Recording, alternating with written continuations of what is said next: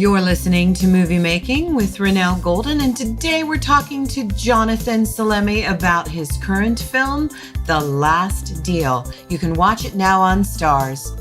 Stay tuned.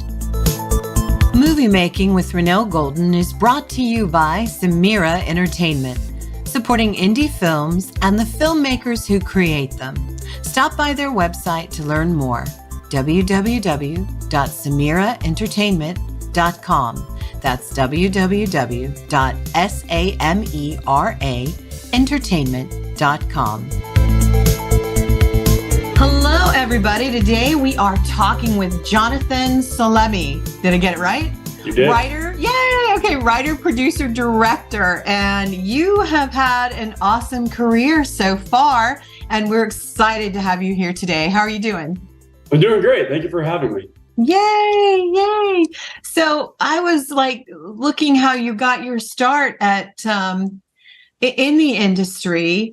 And it was really kind of cool because you got to work with some really great people. But before that, what made you decide you want to be a filmmaker? I was fortunate enough to know very early on in life, my father had a Super 8 millimeter camera, and he would shoot the family home movies, excuse me, and then project them on the living room wall. I remember just being a young kid and just being totally fascinated by it. I love that. Yeah. Yeah. I remember because I have a nephew and niece, and they're 4 and the other 7, but I can see how they see the world, and if they see something like that, how incredibly fascinated they could be by it. And that was me at a very young age. So, did you ever get to play with it? Did he ever let you take it? And no, I was too young to play with the Super 8, but he eventually had that VHS. The cam. Oh, yeah, I remember those. So once he got the VHS, I was older. I was maybe around 10 or so. I would make stop motion G.I. Joe type of movies and stuff like that. Oh, that's so cool. Thank you. Yeah, and turn in papers and stuff. And then I knew that's what I wanted to do. My parents, because I grew up in Boston, Mass, very working class, and anything pursuing filmmaking isn't really within the boundaries of what people normally do. Right. So they were like, hey, go to college, get a real diploma in a real field, and then you can go off and do what you want. So that's what I did. I studied business management, and then I graduated, and then I moved out to California and got an internship at Sony at around 22 years old, I think. Oh, wow. Wow. Yeah. Yeah. And then just kept going from there. So. That business management degree probably helps you a lot because a lot of filmmakers don't understand the business side of making films. So you probably get it, kind of have a little extra insight into what you have to do. It's very important. You need to balance it. You can be creative unless you have that person around you who's very business oriented. It's very far and few between that you can make indie films, even bigger scale indie films, without having any business acumen. Yeah, I see a lot of them do it too. And the thing that always scares me is they always forget about contracts, location releases, contracts with your talent, and this and that. So it's definitely a learning curve because now people have access to the cameras and the equipment, and it's so much easier that way. But we can't forget the other part. But what was your first movie that you made? So outside of the little schoolyard things that I made, the very first one was a feature. So when I was interning at Sony Pictures, I knew what I wanted to do, and I was going to make a short film, and then being a little overly ambitious, I made it into a feature. And that was called Ante Up, and shot that in Super 16. And yeah, so that was the first feature. When you shot that, did you have a choice of what to use? Did you have that nostalgia that, hey, I want to do the 16? Or I think at the time, I believe it was right when DSLRs were starting to come up. So the Canons, people were sort of using them to make the movies, to make their films. But I found that the medium didn't exactly translate the quality. The quality wasn't exactly there. Okay. On film, I could achieve much more of the vision I wanted. So I got a grant from Panavision. Panavision gave me their cameras and lenses. Oh, wow. That's awesome. Yeah, it was really cool how the whole thing unfolded, because they gave it to me. You're supposed to like submit your project with 12 weeks, like this window of 12 weeks, and I ended up submitting mine with like 5 weeks. Oh, wow. Like, hey, I'm making this, I can't afford anything. I know that feeling. And I already had all my auditions, and I was casting. I was so far along in the process. And I think the gentleman there, I forget his name, Ray, I think his name is. I think he's still with Panavision. Oh, wow. But I think he really liked my hustle and organization, and he gave me the cameras and lenses, and then Kodak sponsored it. So they gave me the film, I want to say like 20% off or something like that. Or 30%. Oh, that's so cool. Wow. Yeah. And then how long did it take you to make it? It took a while. That took 3 years for production. And that was basically because it's so expensive. And I didn't know enough of what I should have known going into it. So I have to like fix the screenplay by doing some added reshoots or something like that. And then just the expenses of processing your film, developing your film. Oh, yeah. The editing part would be so different than what I've ever experienced as a filmmaker. I can't imagine. So yeah, that was probably time consuming, right? Absolutely. It was right at the advent of when everything's going digital. So, we're cutting the movie in Final Cut. All the music I'm getting from MySpace. So all the artists on MySpace. Oh, wow. We'd explore those bands and be like, hey, can you send me an MP3 or something like that? And we'd be talking to all these new California bands. And I love that. That's so cool. And yeah, so that's how we made that one. And then, once you get the expenses done of all that stuff, then you can show the film. So it took about 3 years. And the biggest thing I learned from that one is I never want to take that long in a movie ever again. So from that point on, everything else I made from that point on, I moved really quickly, like just made decisions and budgeted really well. So you didn't have to wait, or I didn't have to. Would you have any advice you'd want to offer like filmmakers from that experience? If they were to do it now? Yeah, you got to do it yourself, because you're going to find your own pitfalls. That was mine that I didn't do so well on. I mean, I overcame it, but I think you got to go out there and make your own film and find, hey, what is it that you need help with? And it could be you need help with the script, or you need help with the casting. I don't know what exactly, but yeah, like I think you really need the budget, number one. And that's I agree. Did you find as you got in this process then that kind of finding your team, putting together that team helps you get the job done? Absolutely. Incredibly important. So like my cousin Steve has been my story editor since I started doing this. And I love that. That's in the family.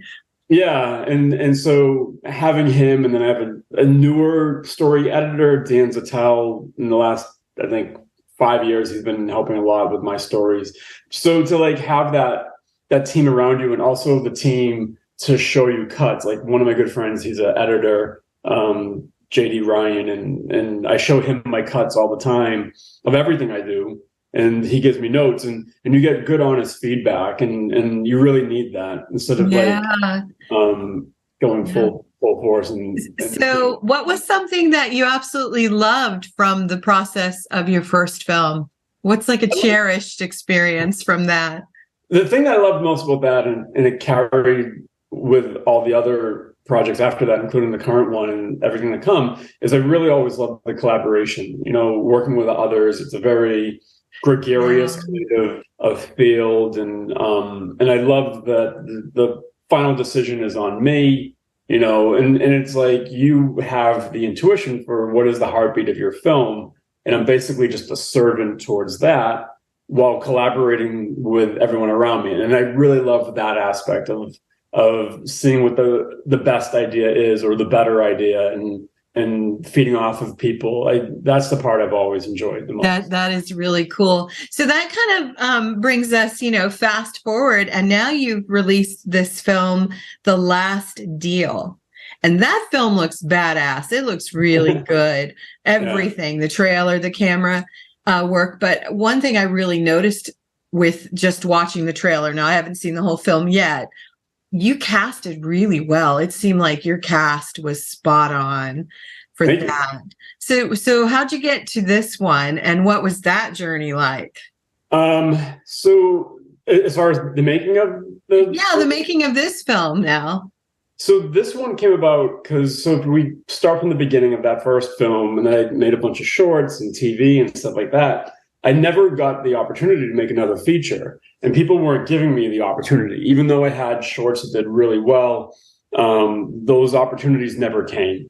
And so I knew what I had to do was make something that was commercial, that people would watch, and was also good, something that I would want to show. So yes. I ended up, like, for the longest time, reading screenplays of people that submitted me scripts. Very difficult to find a good script. And I think it was maybe about like 5 years ago or so. I don't know exactly when, but I started making a checklist of like, hey, here's all the things I want to have in the movie, and here's all the things that I have access to. I have access to marijuana fields. I have access to airplanes. I have access. Oh, that's so cool. To stuntmen. I have access to these things. Well, now let's find our story and then put those elements into the story. And I also had access to my in-depth knowledge of Los Angeles and locations and great methodology, if that's even the right word. But, I had to do that during the pandemic, and we're like, because we lost our investor right away. We're filming, the pandemic hit, we all got shut down, and we're like, okay, we have this much money left. What can we do? And we literally were like, well, we can't leave home now.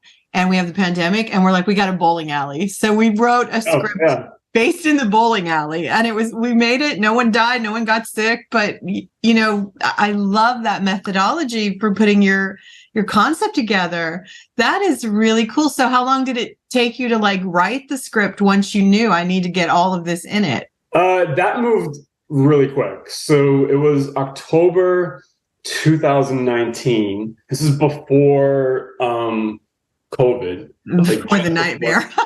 Exactly. I watched the movie, an old Cassavetes film, and it was very formulaic, in terms of what the good guy did and all that stuff. And it took place in the seedy underground of Los Angeles. I was like, hey, that's the film I want to make. And Cassavetes back then, in the 70s, was shooting very indie, it's one of the original indie filmmakers. That's why Spirit Awards has the John Cassavetes Award. And so I was like, oh, I can make that, and I can use my checklist and build a story. That story took place around, I think, gentleman clubs and gambling. So he was a gambler and stuff like that. And I was like, hey, let me instead put this in marijuana fields with the current climate of cannabis. And the current climate is, because I'm pretty close with dispensary owners and stuff like that they can't obtain licenses. And these are black market people that are legit, that want to go legit, but they can't because they can't get their license from California. So they have to selling on the black market, and they can't make their ends meet because now all these legal pot shops are showing up around town, and they're struggling. So they're doing things they wouldn't normally do. And so I put my character in that situation. Oh, wow. Needing money, and he has to borrow it from all the wrong people and then pay it back. So you got this action film within a little bit of everything in there. Correct. So short story, long story going to short. So October was when I had that idea, gave the outline to some friends. I had the first draft in January 2020, and I knew, all right, I'll shoot this in April. And I knew I had X amount of money of my own that I would make this. So I was going, no matter what, towards this direction. Now, come March, the pandemic starts, everything's shutting down. Oh, right. I'm able to now do my location scouting in LA. I can bounce around from downtown to Glendale to Santa Monica in 20 minutes every direction. Oh my God, it turned out to be a good thing for your film. Wow. Yeah. So if you've been to LA or anyone, yes, I have. Tons of traffic. It's impossible to do that. Oh, it's crazy. Yeah. And so I wanted to shoot in April. We ended up shooting in August. Okay. So during the heart of the lockdowns. Yeah. And I was rewriting or writing that script up until we shot, even through production. Probably even after, yeah. Did you? What were your challenges during shooting during COVID? What was your biggest challenge? The biggest challenge, I mean, I was fortunate. It was a very unfortunate circumstance. Right. We did the best that we could. And I was very fortunate in the sense that I could get the casting. I could get all these stunt players. Yeah. Locations. So because no one was working, I had access to all these actors that I wouldn't normally get. You have a very good cast. The chemistry blew me away, because there's usually one that'll stand out, but all of yours looked just really well picked. I don't know how to explain it, but I love that. When I can't explain it either. Like it all came together with a bunch of people that had a like vision, you know? Yeah. That everyone saw the same vision, and then, you know, like trusted me to steer it. But you did a great job. Thanks. Wow. How long was your post on this one? Everything moved pretty normal. So I want to say I took a little bit longer because I could. I think maybe all of post took maybe 8 months, maybe. And so you came out during the pandemic too? No. So okay, because that's hard. Yeah, we finished shooting. So we did our principal in August, September. I think we wrapped in September, and I had more days to shoot. And I shot those over December of 2020, and then we shot in early 2021. So meanwhile, and it's just like 2-day shoots, like here and there, just the pieces. And so we were editing the project up until then, and then that's when I brought in Ryan Liebert in like early 2021, who cut the film. And nice. I want to say, I think our agreement was something like 15 weeks or something like that. Yeah. So when did your film release? When did you finally release? February 2023. Oh, it's very new. How cool. Correct. Yeah. So we released in theaters nationwide. We were in 20 screens in February. And then it went on the platforms like Amazon, Apple. And then as of last week, it went on Starz. Oh my God. Congratulations. That's exciting. Yeah. Thank you. Oh, cool. I know what that's like when you have your baby. So what do you think the biggest difference was this time compared to when you made your first feature film? Experience. Yeah. I'd say experience, confidence, like knowing what you want, how to tell a story, you know, where I want the audience to look and hear. Yeah. That's, you know, you're just trying to be the best storyteller you can. And you're given the screen and the audio and trying to manipulate it in a way that you're showing what you want the audience to see and to take in the story how you feel it's best, so you can pace it out. And so right now people can watch The Last Deal on Starz. Correct. Yep. And they can still find it on the other platforms you mentioned, or not right now? No, it's on all of them. So it's on Amazon, Apple, Vudu, Google, YouTube.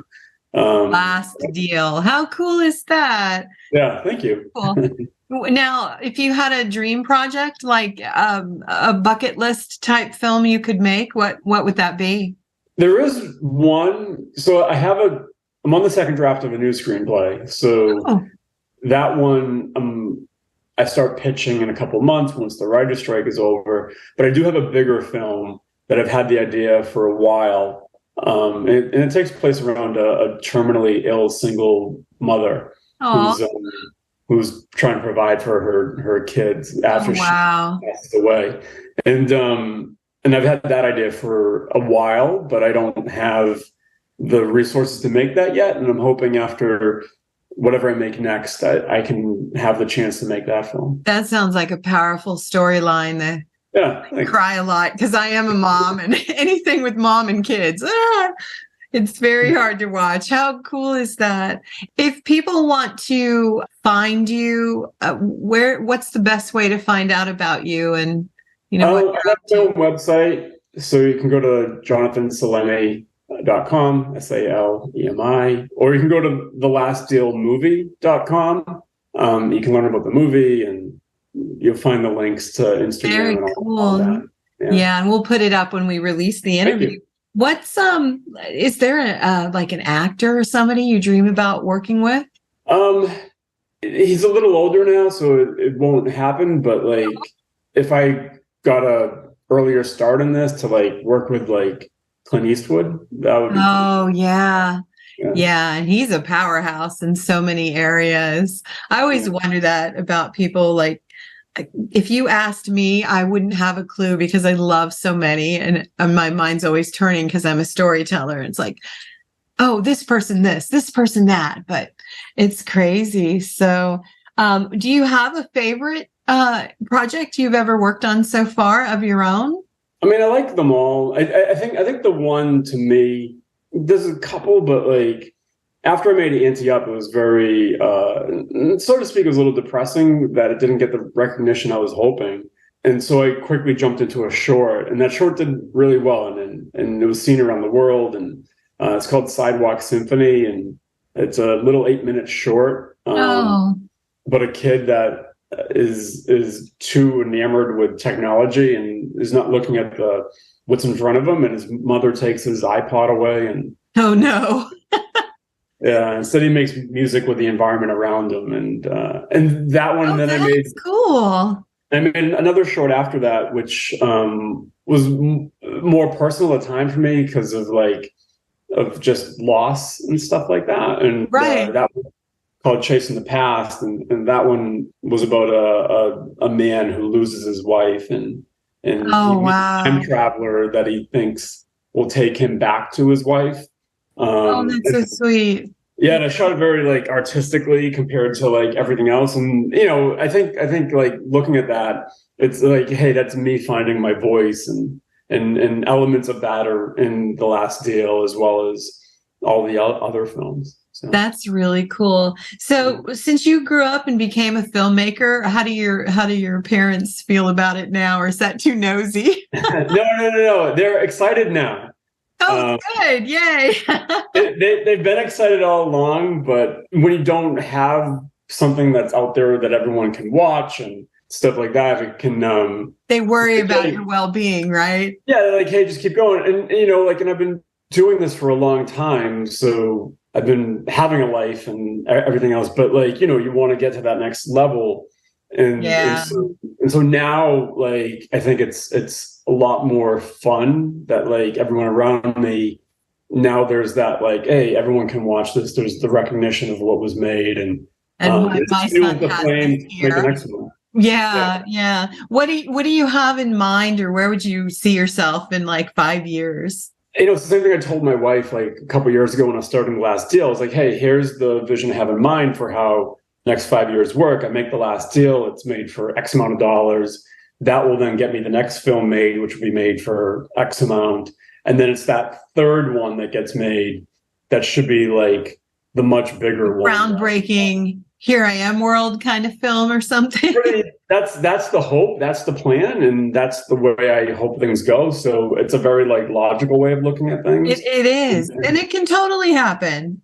I have faith. I think it will. So it's just a matter of just staying on your path and making it all happen. And then so that's the path I see. I had a friend when I started the podcast, I had him on. He's a magician and he performs all around the world, but he's also been in films and won some awards. But he quoted me something from a song, and I want to say it was like Bryan Adams or something. I can't remember, but it was something about what makes you rich.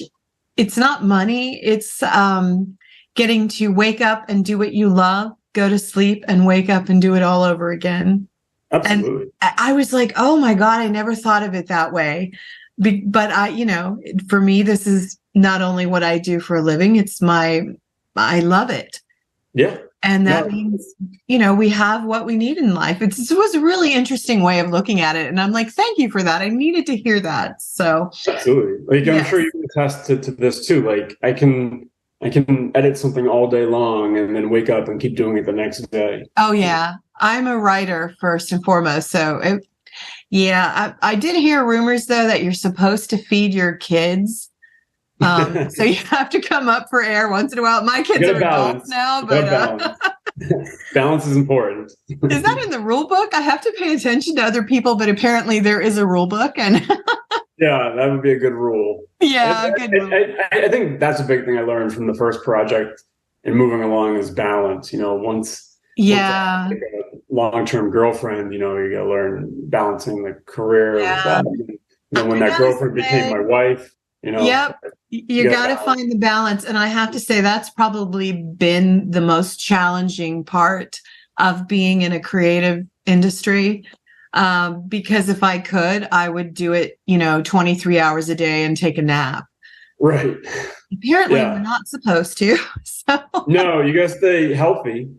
Yeah. I guess sleep's required too. But so I am so thrilled that you came on today, and I'm so excited for you that your film, The Last Deal, is on Starz. That is pretty cool. And I hope that you can come back again if you have another film or you just want to talk or, talk shop. I love sharing things that will help people improve in their lives in the film industry. So do you have any final advice for somebody that wants to enter into the film industry? It's the cliche advice and probably hear it all the time. Just got to do it, just go do it. And the advice that I've always had is you have all the tools around you to make what you want. It may not become the level that you're expecting. You'll have to compromise, but you have everything around you to make it. Yes, it's good advice. And I love just do it. That's the advice I always give to people too. Don't talk, do. I have a saying. I've tried to make it go viral for a hashtag, but it's dream in action. Okay, that's a good one. We've got our dreams, but we take action, Yeah. It hasn't gone viral, but I've been trying for like 10 years. Yeah, there's that expression like a dream, a goal, a dream without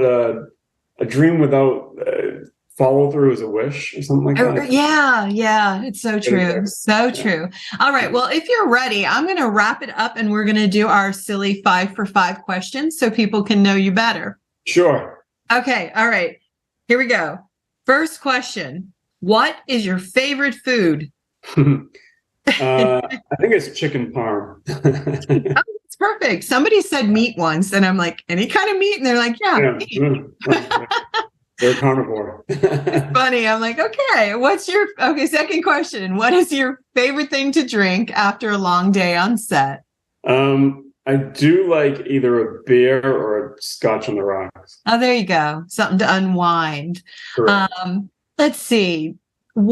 Third question. What is something you have always dreamed of doing, non-film related, but you haven't done yet?